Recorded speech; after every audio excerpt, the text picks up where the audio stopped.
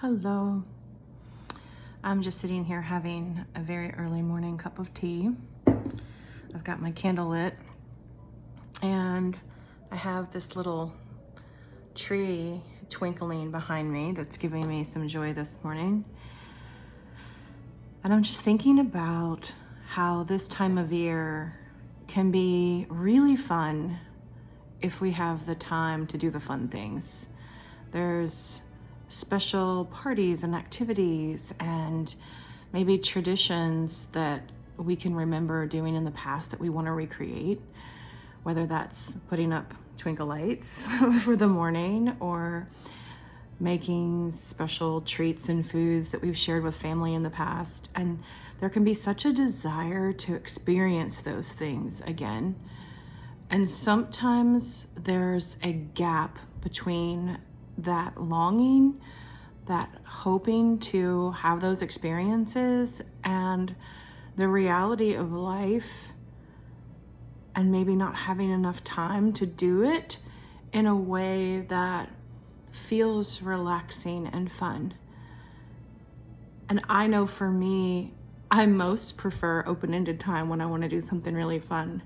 If I feel like I have to squeeze it in a very short period of time, that can feel stressful to me, and I'd almost rather not do it. And I feel like sometimes a lot of us are wanting the sweet memories of, and maybe it's not even memories we actually had, maybe it's just things we've seen, we've witnessed in the world, and we're like, I want some of that during the holiday season, during the cold winter months. I want cozy slippers and hot tea and fresh bread.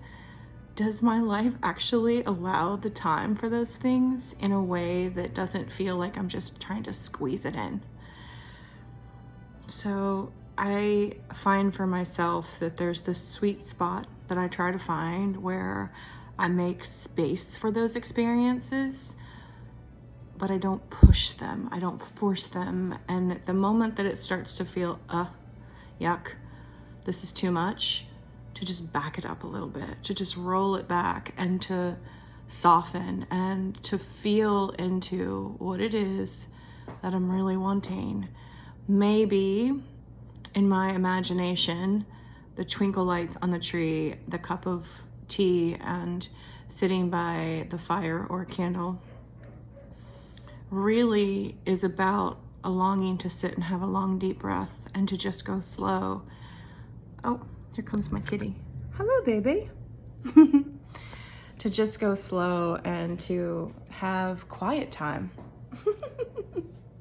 Maybe to cuddle with the cats.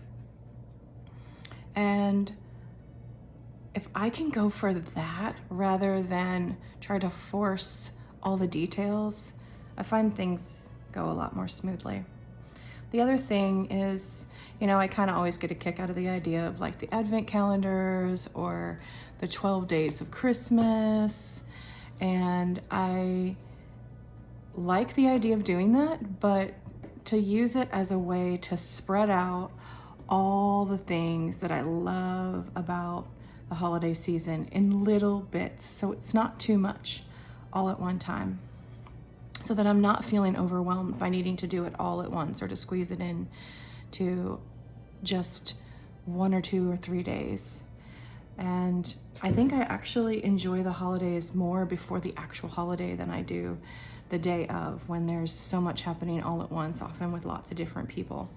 The part of me that likes things to be slower enjoys doing it. Hi there. Enjoys doing it in little bits. So I've decided, I wrote down all the things that I'd like to experience, holding them loosely, and then I'm letting myself just do one thing a day between now and the solstice, because I really love celebrating the solstice. And it's actually one of my favorite days because I know the light's coming back and that the long nights will start shifting again to longer days. And that feels really good. So I'm just sharing my experiences this season with doing little things that I love. And it's meant to offer some of that experience to you if you want to kind of be here with me virtually. Hopefully you can feel my heart in it, and maybe it'll invite you to do one or two things yourself. But most importantly, the invitation is to do the things that feel good and to allow yourself to pull back and sit in the experience more if it begins to feel like too much. All right, I'm gonna go. I'm gonna finish this cup of tea, do some journaling. I wish you all a really beautiful day and a beautiful holiday season, however you celebrate. And I'll see you again here real soon. I love you so much.